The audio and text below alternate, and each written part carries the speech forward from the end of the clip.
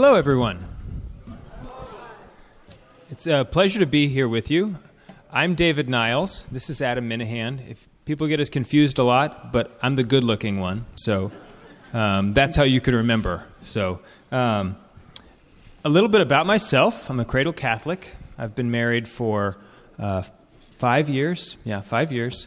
My wife is expecting our fourth child, so we're very excited about that. I have we don't know if this is a boy or girl, but outside of the womb, I have 3 beautiful daughters, a 4-year-old, a 2-year-old, and a 1-year-old. It's very exciting at my house. It's also very cute. It's very cute. A lot of ribbons and pink. And pink. A lot of that. And a lot of spinning. My oldest daughter, she puts twirl. on these big dresses, and she will judge a dress. It's like, that doesn't spin very well. Well, I don't care. You're wearing it to church, all right? I'm very happy to be here, and I'll let you go. Okay. Yeah, so I'm Adam Minihan, and I married a beautiful woman named Haley back in 2012. We have 3 kids and 1 on the way. So we have a boy, a girl, and then a boy on the way, which is really fun because when we found out that she was pregnant, we thought it was going to be a girl. And so we had like all these girl names picked out. We just had the small little girl as well. So we were excited, like 2 boys, 2 girls. This is going to be really great. Had all the girl names picked out, found out it was a boy. And we had to kind of figure out, well, what is the boy name going to be? We didn't have one picked out. Turns out we finally figured it out. We're gonna name him Leo Thomas. Pope Leo the 13th, Thomas Aquinas. The combination there. But it took us a long time to deliberate, like, what is the name? Who's Thomas Aquinas? Yeah. A little bit else about me. I enjoy a nice craft beer, a nice scotch. I also enjoy barbecue. I'm a big barbecue fan. I love bacon, sausage, brisket. You throw it on the grill, and I'm there. I'm gonna be at your house to party. So that's just a little bit about me. What's your thoughts on the new Impossible Burger? Ooh, the Impossible Burger? Yeah. I've never tried one, so I don't really have. Okay. Well, that's easy. We've got some applause. Yeah. All right. That's the highlight of our talk right there. Thank you, sir. I didn't mention it, but I also like a good glass of scotch, a nice cigar, medium-length walks on the beach. Not too long, not too short. I mean, let's be honest. Nobody likes long walks on the beach, okay? Have you tried to walk in sand for more than a mile? It's exhausting, okay? And your feet hurt. Medium length, just right. Father John asked us to come and speak about friendship today. So we've got a couple goals for our talk today. Hopefully by the end of our talk, you will know what is good friendship, how to deepen your own personal friendships, and how to tell the good from the bad, which sounds obvious, but we'll talk about some nuances there. So as Father alluded to, Dave and I have been best friends since we were 5 years old. 5 years old. We're both 33 now. We went to kindergarten together. That's whenever we first became friends. We became friends as typical boys in kindergarten do at recess.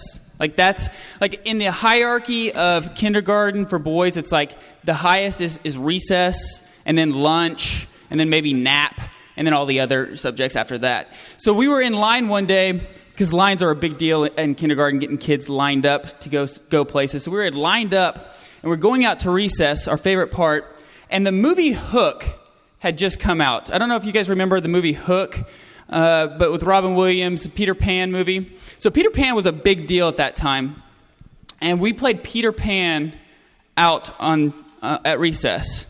And obviously, if we were playing Peter Pan, I would be Peter Pan. Why do you say that? Well, obviously. Well, I mean, between you and I would be the Peter Pan. That's debatable. That's debatable. History says I was Peter Pan.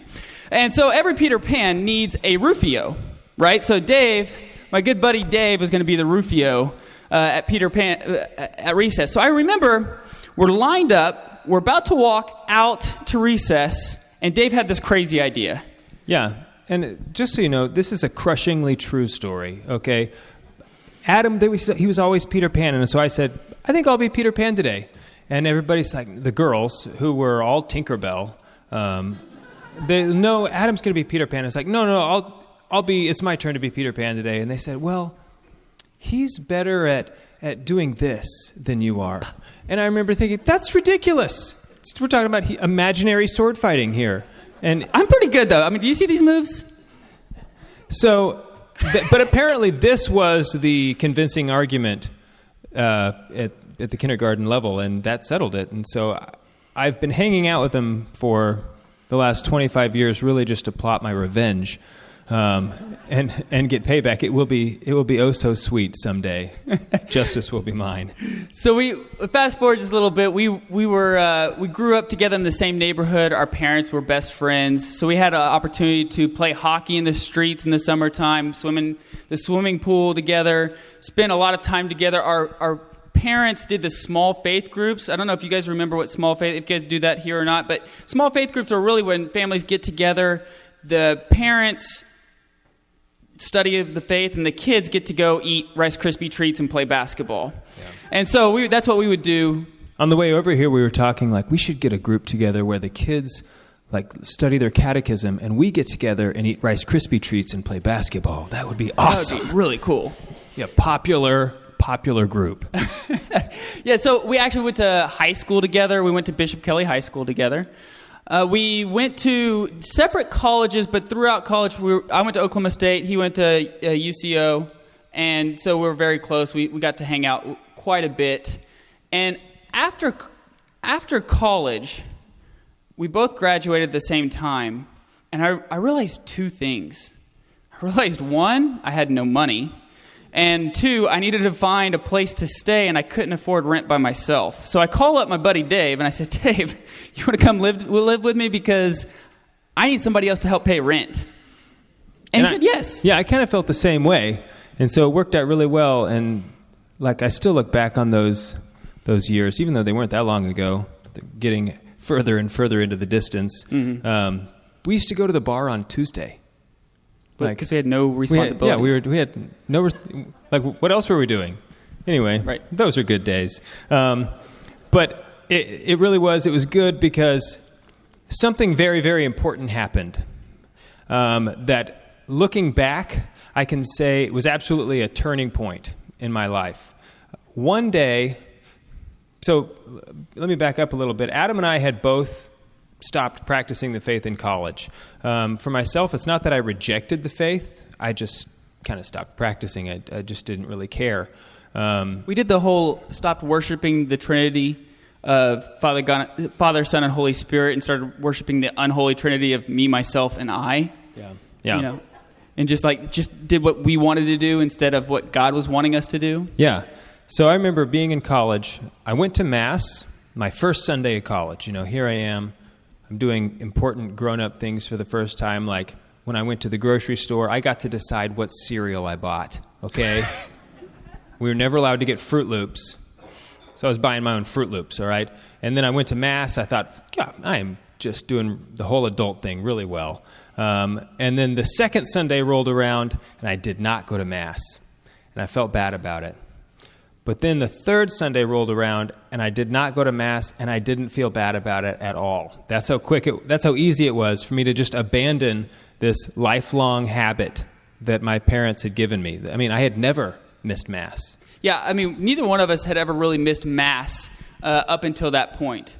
And we both stopped going to church about the same time. But our parents were awesome Catholic families. We were active in the parish. We did all these small faith groups together. I remember the only time I ever missed Mass was a Christmas. It was a Christmas Mass. We always went to midnight Mass. And it was the year, I can't remember what year it was, but you guys will probably remember, when we had the blizzard and it was just covered in snow. Like, we had feet of snow. And here my dad is. I have a big dad. He's just a big burly guy. And here he is getting all of us into the car. And he's like pushing the car, trying to get it out of this snow so that we can go. And my mother, bless her heart, she just looks at my dad and does this. And when moms do this, that means it's over. Ball game's over. So that was the only time I'd ever missed Mass up until that point. And so, like Dave said, it's so crazy how we had such wonderful parents who are fit for heaven more than on earth. They're phenomenal Catholic, holy people who gave us such a precious gift of the Catholic faith, and how in just a blink of an eye, we turned our back on this. Yeah. So then fast forward to here we are after college. We're living together. One of us, I don't remember whose idea this was. I'd like to say it was mine because it was a good idea. But one of us came up to the other one and said, in a way that it's like, hey, I've got a pretty crazy idea, but I'm just going to throw it out there and see what you think. What if this Sunday we went to Mass? And it's like, wow, that is a crazy idea. Far out, man. Okay. I think we could do that. And so we started going back to Mass together. And that was something that I think if we didn't live together, if we didn't have this friendship that we have, it wouldn't have been as important of a step. I don't know if I would have stayed going to Mass. I don't know if I would have reconnected with my faith in the same way. But because we were doing it together, validated that decision in an important way, and so it made that more of a commitment than it would have been otherwise. Yeah, because also we had broken the habit of going to Mass every Sunday. So when you break a habit, to get it back into the habit is difficult, right? I mean, so there were mornings I remember like waking up and I was like really tired, and I look over and Dave's already getting his jacket on and ready to get to Mass. And I was like, okay, well, I guess Dave's already getting ready for Mass, so I better get out of bed and get ready to go to Mass. So right. It was because we were both made this decision to let's start going to Mass again that helped both of us continue going. Yeah. And then the Lord started doing a lot of things, once again, that we would do together, not necessarily like we would sit down and do them together, but we both started listening to Catholic radio. Okay, it's not like we'd come home and say, hey, let's turn the Catholic radio station on. Let's just sit on the couch, maybe make some tea. But, we'd both be coming home from work at the same time and like, hey, did you hear what they were talking about on the, and so that really lit a fire in me for apologetics, and really just that began my education to the point where I didn't just practice the faith, I loved the faith. And so let me fast forward a couple more years. Adam gets married, and then the three of us were living together. Yeah, because I still couldn't pay rent. So he's getting married, and he's like, well, Haley's going to live here too. And I'm like, I'll allow it. But then they were having their first son was going to be born soon, and so I realized it's probably time for me to get my own place. So I moved out. But then I came back. I was hanging out one night, and I got this email from a guy that I had talked to one time before on the phone. He's a guy in Oklahoma City, but I didn't know him really well. The email said, Dave, I have a crazy idea for a new radio station in Broken Arrow, Catholic radio station, but you have to call me tonight if we're going to pull this off. Jeff. And so I showed it to Adam, because you don't get an email like that every day. And it's 9 o'clock. Yeah, it was in the evening. And I said, I don't know what he wants, but it's probably money. And the thing is, I don't have any money, so I'm not going to call him. But he made me call him. He started going into all the stuff, the FCC, there's this window open, apply for a radio station, we can get it for free. And then I kind of blacked out, I think. And a couple days later, we had a radio station. And we started running it together. Yeah, it was really bizarre, because at 9 o'clock at night, we find out the FCC opens up this window, all right, to have this low-power frequency station. And you have to live in the location where the radio station is. And so we're here listening to him say you have to open up incorporate yourself, open up a nonprofit. You have to be able to fill out all this FCC paperwork that was like a bunch of legal jargon that I really wasn't sure what I was going to be like. I'm not sure if I'm giving away my first child in this. I don't understand what these words mean. But it had to be that night, right? So we're just trying our best to fill out this paperwork. At 11:30 at night, we're about to submit the paperwork, praying that it was right. The FCC website crashes. Okay, I can't make this up. This is a true story. The FCC website crashes because everybody was trying to fill out this paperwork and submit it on time. FCC website crashes and gives us 24 hours longer to submit the files. Well, it turns out, thank goodness that happened, because we did not fill out, shocker, we did not fill out the paperwork correctly.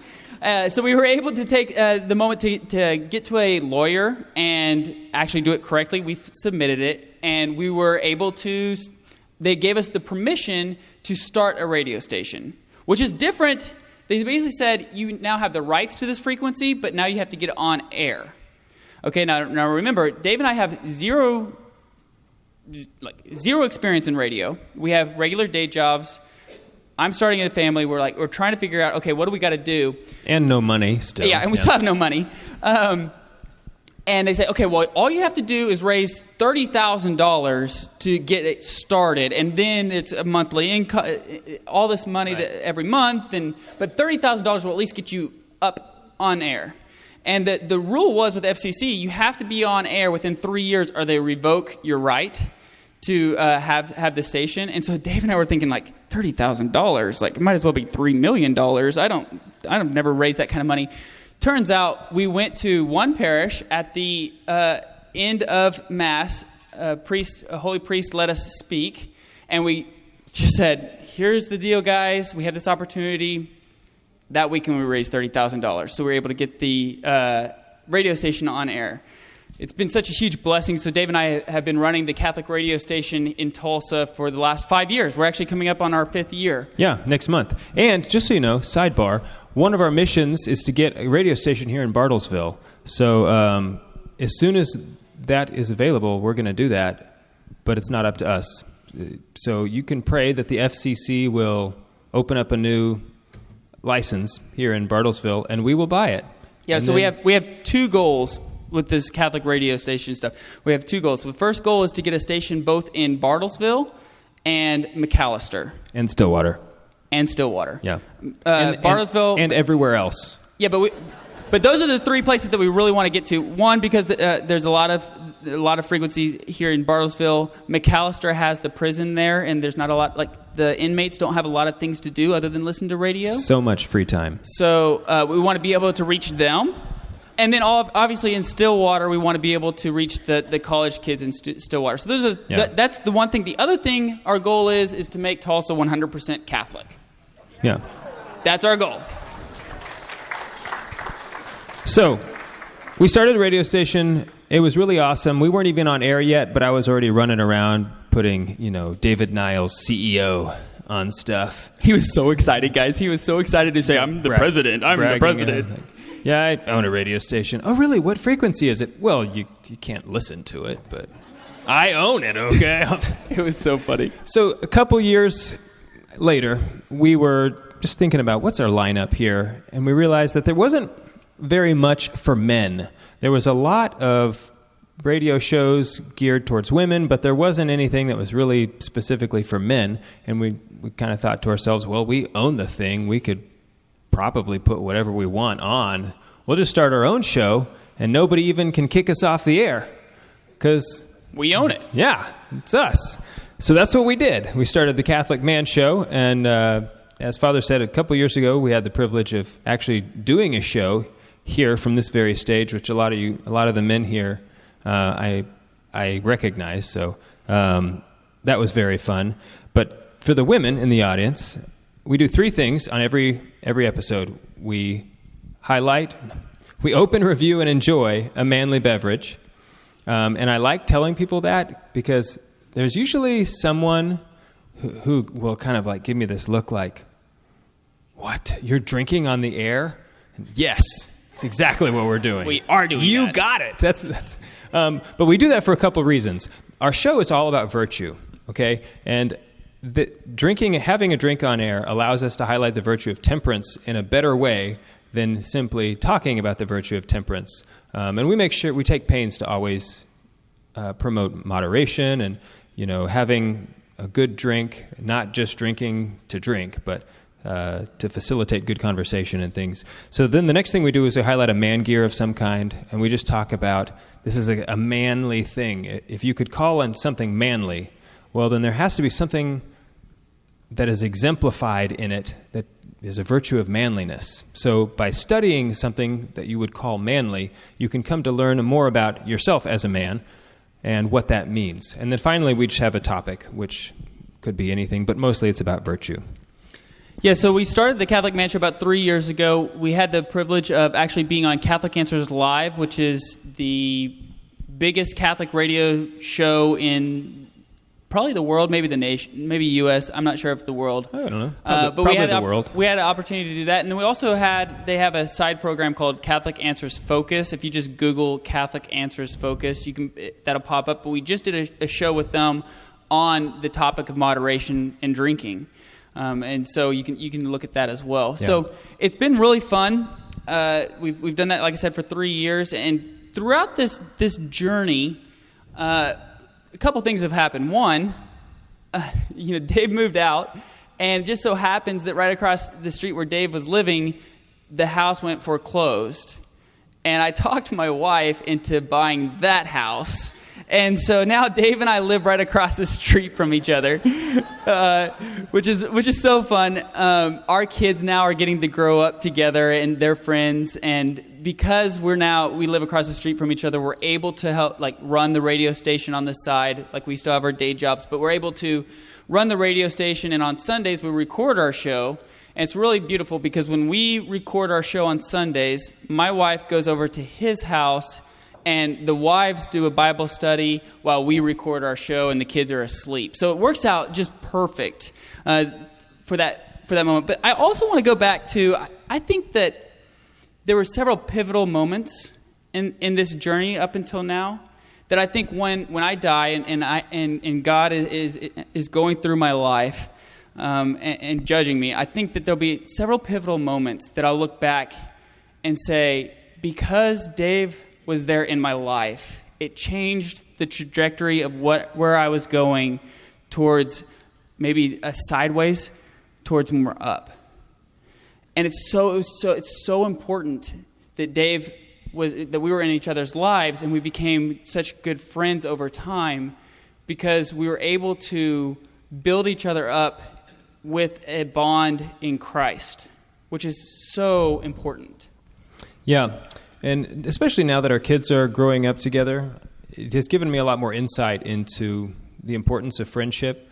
When your kids start doing something, you realize either how terrible or how good something is that you may have been doing your whole life, but you didn't care until your kids started doing it. And now, the first time you hear them use a bad word or something, it's like, oh, I guess I shouldn't do that. Well, friendship is much the same way. So I'm just very, very happy to be able to give my children good friends, that I know are being raised with good beliefs and good values and things. So that's our friendship up to date. Now, we've been friends for a long time, so we might decide to just call it quits, on the way home. But that would not be good because you're driving, so that would not be good for me. So I've got the upper hand already. Okay, but not all friendships are the same, okay? You just think about your own life. You have many, many circles of friends. On the very farthest end, you've got the people that you know and you're friendly with, but you probably don't even know their last name, or maybe they're even their first name. You're like, hey, how's it going? Chief? You? Buddy? Yeah, good to see you. Oh, good to see you. But then you've got the people that your best friends, you know their name, you're the godparents of their kids, you know everything about them. And in high school, I took debate, and so I know that when you start a conversation, you must always define your terms, okay? Because if you don't define your terms, nobody knows what you're talking about. So, in order to give a good definition of friendship, I went to the source, the place where I think really is the definitive authority on giving definitions for something, and that is urbandictionary.com. Oh, good, they do know. Yeah, good, we got a laugh there. Good. That's a joke. According to urbandictionary.com, friendship is when you love someone so much that if you could save their life by never eating pizza again, you would do it. No questions asked. Which, that's the kicker, right? I mean, the no questions asked part is like, listen, I have a couple questions about pizza. I like pizza, and I have a couple questions. Why am I having to give it up? Nope. No questions asked. Yeah. Yeah, I can imagine that. Someone coming up to me and saying, Dave, Adam's going to die unless you agree right now to never eat pizza again. I'd be like, why? Nope. You can't ask any questions. Well, okay, if I have to. I mean, I'm going to be kind of mad about it, but thank goodness it's not bacon. Let's talk about bacon for a second, because if it was bacon, I don't know if the roles would be the same. That is a different story. I mean, I think we can all agree bacon would be different. I mean, you're not going to give up bacon, no questions asked. I can imagine the same scenario, someone coming up to me and saying, Dave, Adam's going to die unless you never eat bacon again. And I would say, why? I'm like, no, you can't ask any questions. And I say, well, he's going to die. And then I can imagine being at his funeral and people like weeping and over-exaggerating all of his good qualities, like he was so kind and so young. And I'd be like, look, he wasn't that young. And people saying, all you had to do was agree to never eat bacon again. And I would say, look, he would have wanted it this way. He would have done the same thing for me. Probably so. Probably so. So, but in all reality, there are a lot of people who have written extensively on friendship. C.S. Lewis is someone who comes to mind who I think gives good insight into friendship. One of the things that he said is that when you meet a friend, you'll talk to them and then you'll say something like, "No way, you too? I thought I was the only one." And the reason that's a good definition of friendship is because of what something Cicero said, that a friend is a second self, so that you have so much in common that almost you see yourself in them. And that is a key element for having a good friendship, because if you don't have things in common, then you're not going to have, there's no basis for your relationship. I would say that friendship is a shared life where the goal of each person is the good of the other. So when I say that out loud, it kind of reminds me of another definition, to will the good of the other. St. Thomas Aquinas says that's the definition of love. So I would argue that friendship is love in close proximity. Okay, so there's people that I have love for that live on the other side of the country, and it's difficult to have a friendship with them. But when you have this life in common, that is what creates a friendship. Goodwill shared between the two of you, where you live a common life together. Aristotle wrote a lot about friendship. He talks about 3 different types of friendship, which I think that we can all relate to. The first type is the friendship of pleasure. And what he means by that, what does he mean by friendship of pleasure? He means like the people that you kind of, you both enjoy coffee, so you go to the coffee shop together. You both enjoy having a beer, so you go have a beer with one another.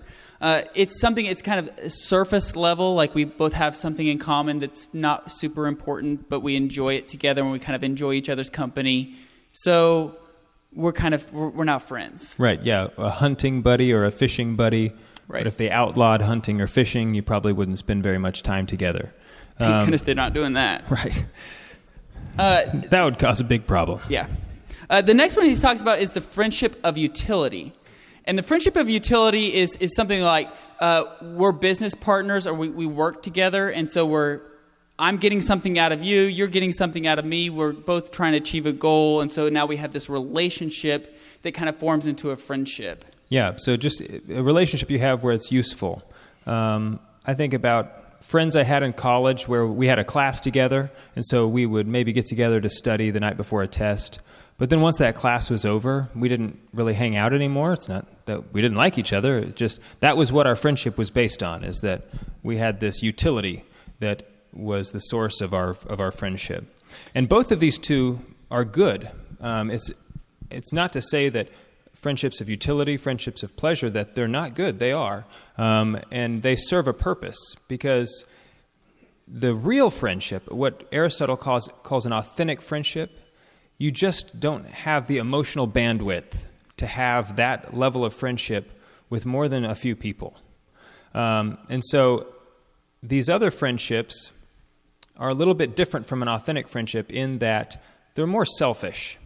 Even though you might will the good of the other person, ultimately you're willing their good because I derive some benefit from our relationship, whether it's the pleasure of going hunting or helping me study. I want the good for you, but really it's ultimately because I want good for me too. That is different from the third type of friendship that Aristotle talks about, what he calls an authentic friendship. Just a little background on Aristotle. He was a philosopher he was a pagan. He had zero benefit from divine revelation, okay? He had never heard of Christ. He lived in a place and in a time where he just didn't know him. And so he's coming to all of these deep philosophical truths surely by the light of his own reason. And it's very incredible, the things that he ultimately decides on without all of these extra benefits that we would enjoy today as Christians. But one of them is that this authentic friendship is one of the ultimate purposes of our life, where, as he said, you love the other for the other's sake. And so the desire for good is not for yourself. Yeah, and it's interesting how if we take Dave and I's friendship that we just described, how we've kind of morphed from friendship to friendship, right?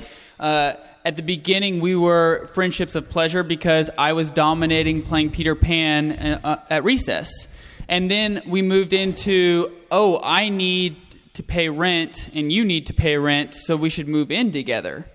And now we're continually striving now for authentic friendship. It's truly the willing the good of the other. Yeah, and friendship is crucial because we are made for communion with each other. Especially men. I'm going to just speak for a man's perspective. We especially need brotherhood. Women, I think, come to relationship with each other in a much more natural, easy way. Women, your nature is a receiving one. It's very receptive, and it's very welcoming to each other, whereas men, it's like, I'll put myself out there, and if you don't like me, well, forget you, which is just not a great start to a relationship. So men have to be, I think, extra intentional when it comes to developing these friendships. A great example of this is about a year ago. Dave and I and about 7 other couples, we all went out to have dinner together, and we decided to do something much different than what we always do. We decided at this half of this long table will be the women, and at this half will be all the men. And it was so funny because at the end of the night, I remember driving home, and I was talking to my wife, and I said, so, what'd you guys talk about? And she was like, so-and-so's having a baby, and they named him John, and I can't believe they named him John because the other person's name was John, and now there's 2 Johns in our group, and now, so-and-so is sick, but we're going to get her better, and now we're going to bring her dinner the next night. And I'm like, whoa, that is some crazy conversations you guys had, because we were over here talking about just war theory and politics, and I forgot what the guy across the table from his name was. I can't believe that's the conversation that you had. But it goes to show how a lot of times women are just so much more receptive and in all honesty, holier than men, because they care about they have such a natural receptivity of caring for the other person, while men, on the other hand, typically talk about theories and and combat and just different things like that. So it's super important for men to be intentional about cultivating atmospheres of friendship. Yeah, but for men, when you do get this good friendship, it can be very, very powerful, a very strong influence in your life. A good example would be St. Augustine. When he was growing up, he was a hooligan. In his memoirs, he talks about the thing that he has the most guilt for. He did all kinds of things, just slept with women, partied like crazy. But the thing that he felt the guiltiest of in his life was when he was a kid, he and his buddies went and stole a bunch of pears off of some farmer's tree and threw him in a river. It's like, St. Augustine, that's not actually the worst thing you did. You did a lot worse things than that. But he did it, he says, simply for the joy and the thrill of committing the evil act. You know, he even said he wasn't even going to do it, but his friends around him talked him into doing it. Yeah. So years later, he meets somebody new, Saint Ambrose. I can never remember his name. He meets St. Ambrose, and now all of a sudden Ambrose becomes this other force in his life, except this time for the good. And you know how the story turned out. So he's a doctor of the church. Yeah. Which is really big. But so St. Augustine knew that there was something very important about being in communion with certain people. Once he was introduced to God, he knew that he had to unceasingly pray, meaning continue this relationship with God. And he also knew that he had to surround himself with other virtuous men, like St. Ambrose, because he had these deep-rooted habits that were not good. And so he needed to have other men around him striving for sainthood because he knew on his own he couldn't do it himself. Right. So as men especially, our nature is oriented towards service. Women, you'll have to forgive me for not speaking on your part. I just don't have as much experience in that realm. But men, everything about us is outward. We're made to make a gift of ourselves, whether it's in the labor that we do or even in the sexual embrace. Everything about us is geared towards outward gift. And so that's important. And it begs the question, why did God make us the way that we are? Why did he make us so that we are made for communion? He could have made us any way he wanted. We could all be hermits out in the middle of the desert, right, praying and worshiping God. Exactly. And I would argue that he made us this way to desire this communion, this friendship, because of what we were made for. We were made to be with him in heaven. And we also were made in his image. And the thing about God is that he himself is a community. He is in communion with himself, which is pretty cool. And mind-blowing. Yeah. You can think about that for a long time. So he made us so that we needed each other. We're not satisfied unless we have this communion with each other. And the reason, I think, is so that we are prepared. Earthly friendship is a way of practicing and preparing for divine friendship. That we need to know and understand in this life that we need one another so that we can better understand and come to know him more in this life. Because if it's not that way, God is way up here. He's infinite and perfect. Why do you think you could ever be friends with him? Why would you ever deserve to be friends with God? Okay, and you don't. But that's okay, because he loves you so much. He gave us earthly friendships as a way of practicing and preparing for that ultimate friendship with him. Yeah, there's a really good book out there by Dr. John Cuddeback. He's a professor at Christendom College, and he wrote a book. It's called True Friendship. It's really short. It's called True Friendship. It's a small book.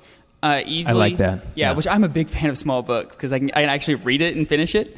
But here's what he said in there. He said, human friendship is the natural preparation for entering into friendship with God. Human friendship is the natural preparation for entering into friendship with God. So I think that right there is like, in a nutshell, like that's one sentence that basically kind of tells you why friendship is so important. Right. And of the three types of friendship, it's the authentic friendship that is obviously most qualified and most prepared to do that. Because those other friendships, the friendships of utility and the friendships of pleasure, while good, are easily dissolved, and they actually don't hold much sway over the decisions that we make in life.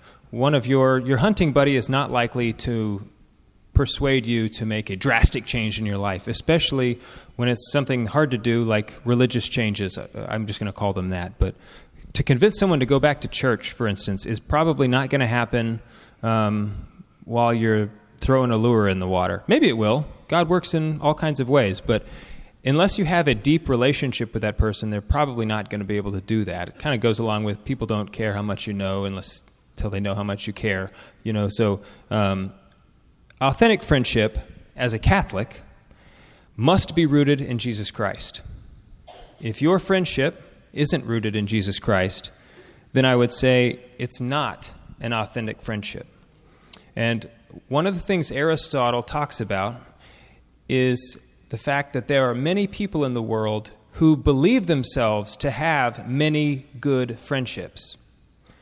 And he basically comes out and says, and they don't. They're not capable of authentic friendship because they're not pursuing virtue and because they're incapable of loving the other for their sake. They actually couldn't be an authentic friend because they've never learned charity, true charity. Right, and that's the reason why it's so important to strive for virtue.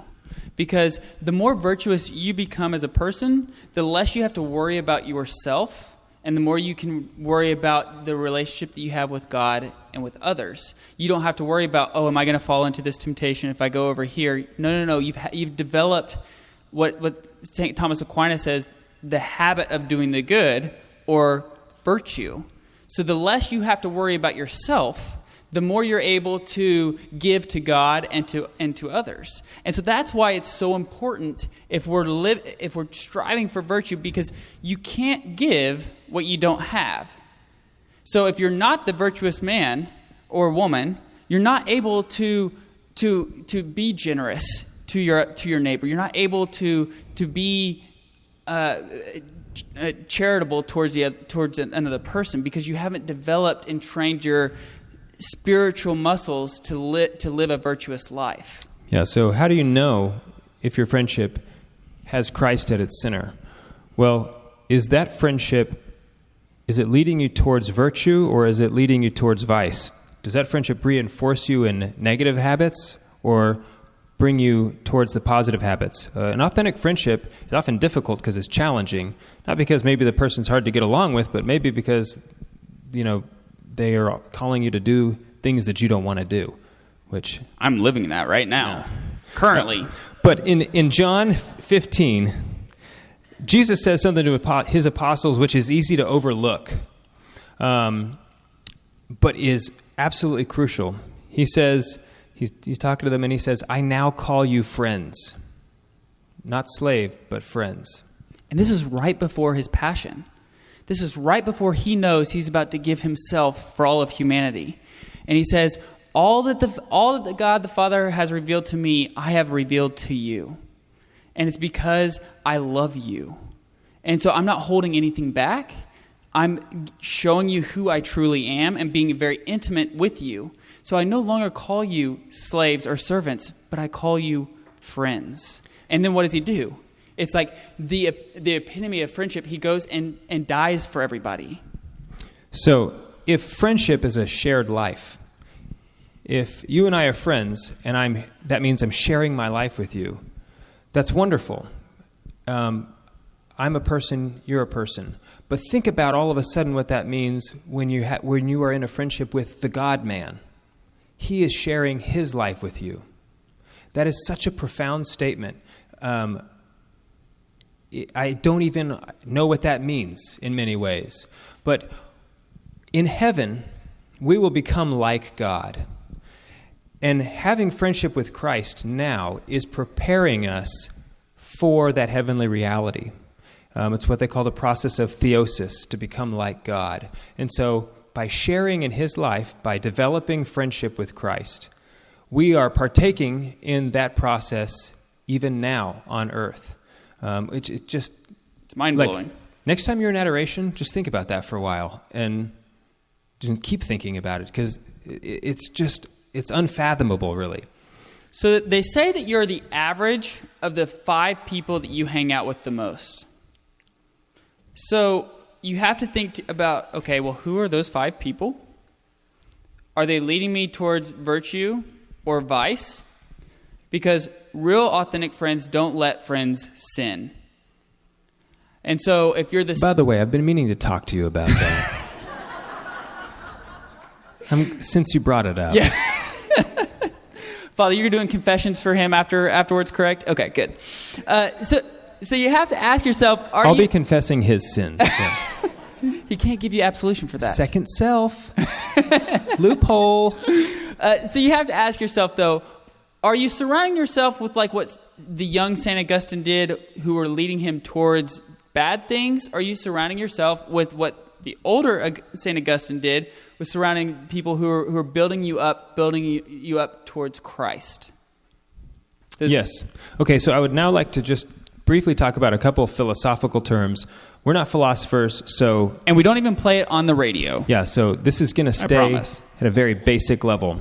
But in philosophy, you learn about, when you're looking at a thing, everything has a nature and an end. Okay? The nature is, what is it? The end is, what is it for? Okay, so if you look at an apple tree has bark of a specific shape. It's about this size with leaves that look like this. And that nature, the things, the qualities about it, let you distinguish it from other trees because of all of those things I just mentioned. Well, what is the end of the apple tree? What's its purpose? The purpose of the apple tree is to grow and make apples. Okay? So once you know the end of a thing, that now allows you to determine what is good and bad for the apple tree. Because if all you know is the nature, it's hard to say, well, is this good or bad for a certain thing? You couldn't actually say. But now that you know the end of it, I can tell you that an axe is bad for an apple tree. Poison is not bad, good. Bad for an apple tree. Sure. Because it thwarts the end. It prevents the development of healthy apples. Okay, so sunshine and water is good. Good for the apple tree. Okay? Well, one of the things that Aristotle says is that virtue is the end of man. That's what we're for. That's what we're made for. And our Christian tradition would, in large part, agree with that. We would put it in our own Christian vocabulary. But he really got that right, in that we are made for virtue because of what virtue is. The virtuous man is the holy man. So I think that it's important, real quick, Dave, if we break down really fast, if we're going to talk about friendship, we need to talk about how we can work on ourselves. Like St. Augustine did, he realized that he has to be in communion with God and pray unceasingly. And then we can talk just a little bit about how to be a better friend towards others. Okay. Does that work? I like it. Okay. So this is an obvious one, but we have to have a daily, like, if you're going to be a good friend, you got to have a daily prayer routine. You got to be talking to God. If you want to grow in virtue, you have to be able to have a daily prayer routine. So you start your day with prayer and you end your day with prayer. Father Larry Richards, he's on EWTN a lot. I don't know if you guys know him, but he has a great saying. He says, "No Bible, no breakfast. No Bible, no bed. No Bible, no breakfast. No Bible, no bed." And so it's just a great way to talk to say, like, if we're going to grow in virtue, then we have to be in communion with God. And what does that mean? That means we have to be talking to God. So for me, that's super hard. I know I may not be the only one, but that's really hard for me to continue to be in prayer throughout the day. I have the little kids that are going crazy. I have the day job. I have, just like all of you, I'm very busy, and I can easily get to 5, 6, 7 p.m. at night and realize I don't think I've prayed once today. And so what I do that helps me a lot is I actually put it on my calendar. And I have my phone goes off at 3 p.m. every single day to remind me that Christ died for me on that day. And I try my best to pray the Divine Mercy Chaplet at 3 p.m. that day. That's something that helps you develop this habit of doing the good. I mean, developing virtue. Because that's what a virtue is. A virtue is not simply a good action. A virtue is the habit of doing a good action. I could tell the truth one time, but that doesn't give me the virtue of truthfulness or honesty. If it's only when I have the habit, when I do it by reflex, now I possess that virtue. So prayer is a virtue that we need to all make sure we have. Routine. That's how I am anyway. I have to have schedules and routines. Morning prayer, evening prayer, and a daily examination of conscience. Now, I say that because I'm actually really terrible at doing that, but it is something that I always try to do. And And the times that I do remember to do my examination of conscience, it makes a huge, huge difference when I can think back and say, like, all right, well, how did I do good? How did I do bad? What can I do better? Venial sins are not okay. All right? Sometimes we joke around about that, like, it's just a venial sin. No, that's not okay. Venial sins, they're sin. We want to get rid of all sin. Either you're pursuing holiness or you're not. Mediocrity is not what we want. Okay? Holiness is extreme. It goes all the way. In fact, God had some bad things to say about lukewarm. Yeah. Don't be God's vomit. Remember that. He will spit you out if you are lukewarm. Another thing is that if you're serious about pursuing holiness, you need a spiritual director. It doesn't have to be a priest. It's a lot better if it is a priest.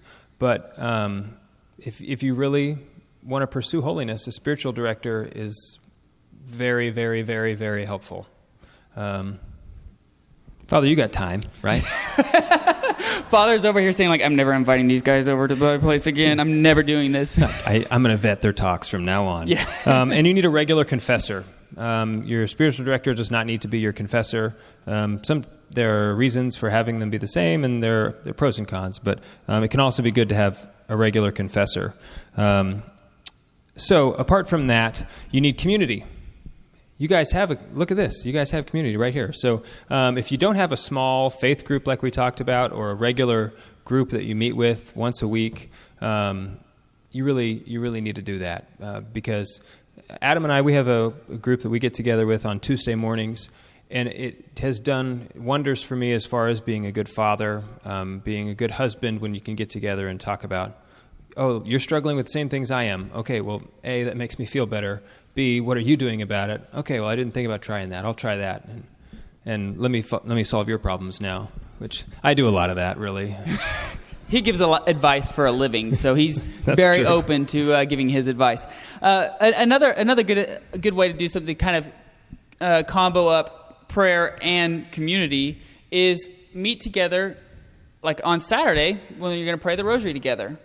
Dave and I pray the rosary at Thursdays at 11:30. We've been doing it for the last 8 years right across the abortion clinic in Tulsa. We do that every Thursday at 11:30 to pray for the success of the pro-life movement and for all those who have been affected by abortion.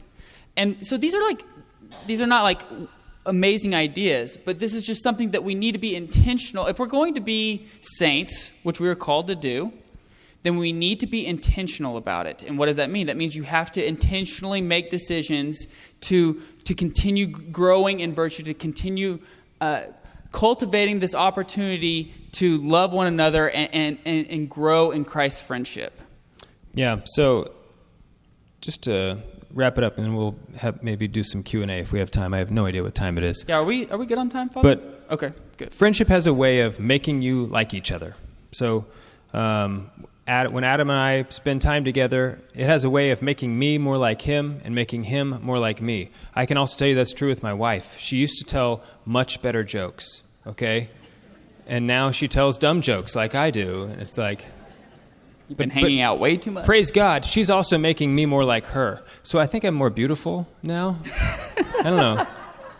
But if that's true about friendship, then once again, what does that mean if Christ is calling us friends? Okay, and are we spending time with Him? That's why we need to have dedication to prayer. Another thing is that if you don't have a regular adoration hour, get one. What you think you're busy? You're not too busy for that. You need to cancel some other stuff so that you can go spend an hour a week in adoration, because it is that important. That friendship with God, we want to become like Him so that we can be with Him forever. So, 3 types of friendship: utility, pleasure, authentic friendship. Authentic friendship is where you need to be spending your time and dedicating yourself to virtue so that you can be the best friend that you can be, and surround yourself with virtuous people. Anything else? Did I miss anything? We'll close with this quote because I think it's an awesome quote by one of my favorite saints of all time, St. Thomas Aquinas. He says, "There is nothing on this earth more prized than true friendship." So I think that's just awesome. So anyway, thank you so much to Father for allowing us to come and hang out with you guys this evening. We've had so much fun. I hope you guys have had fun. I don't know. I've had fun. So hopefully you guys have as well. We're so thankful for the opportunity. Thanks for coming out on a Thursday night to come together in communion to learn more about your faith and break bread and enjoy each other's company. So thank you guys so much.